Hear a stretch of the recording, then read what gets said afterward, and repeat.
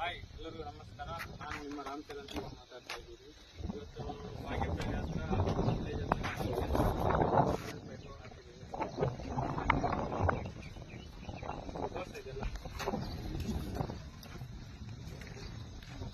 ಇದೆಲ್ಲ ಪ್ಯಾಸೇಜಲ್ಲಿ 4 spot light ಕೊಟ್ಟಿದ್ದೀವಿ.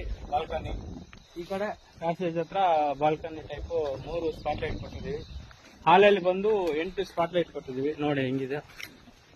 POP ಮಾಡೋ ಅವಶ್ಯಕತೆ ಏನಿಲ್ಲ.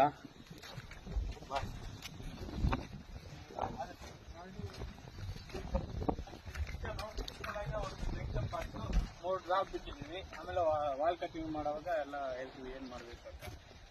ಇದು ಬೆಡ್ರೂಮು,